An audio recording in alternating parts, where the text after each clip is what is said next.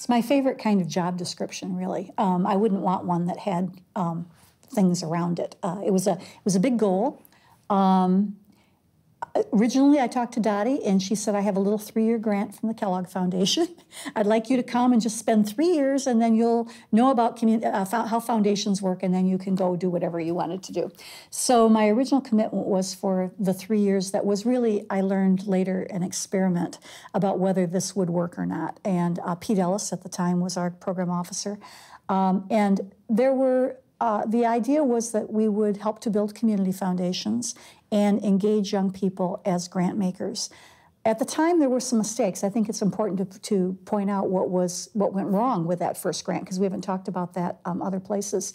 One of them was that we had not, in the first grant, said that the youth money had to be endowed. And so what happened the first 3 years is some of the community foundations spent the money, and we all looked at each other and said, oops, wait a minute, that's not what we meant. And so that was a little note to self, next time, make sure that we put that in the rules. And it was very formative. People were frustrated because they would say to us, exactly what do you want from a youth committee?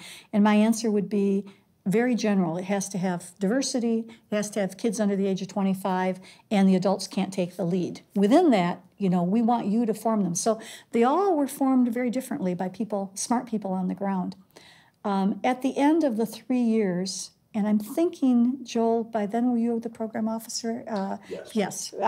So Pete Ellis had died and suddenly, and Joel, when you came in, we had what would now be called in modern theory a big, hairy, audacious goal, which is one of those goals that nobody thinks you can do, but it's very inspirational.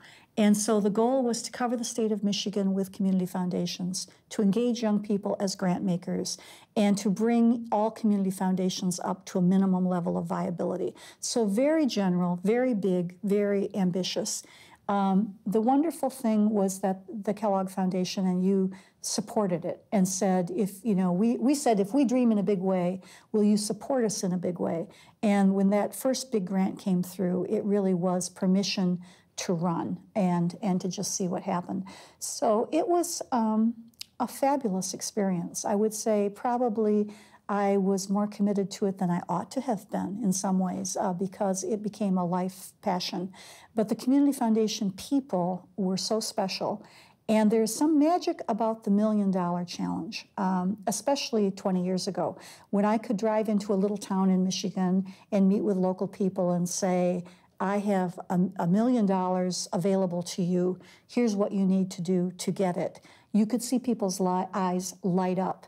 And one of the things that would happen at the local level is that I could tell within 15 minutes whether it was going to be a really easy community foundation to put in place or whether it was going to be a tough slog over a lot of years.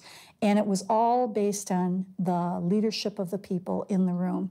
If I would start to talk about what is a community foundation, what do you need to do to get this grant, how can we help you, and we also had, I should mention, support from the Mott Foundation for technical assistance to be able to support the development of the foundations.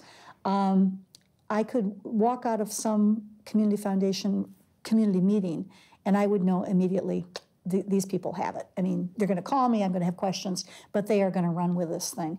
And other times I could walk away and I would think, we've got to keep going back because we don't have the right people yet in the room who have the vision to be able to make this happen. So I think the components of it, it was a wonderful opportunity, and the components were the fact that with your leadership, we were able to hand back to the community and say, we have a wonderful opportunity for you, but it's your opportunity. It's not, and so then my role really became one of cheerleading and hand-holding and being available by phone. Many, many times people would call me and they already knew the right answer.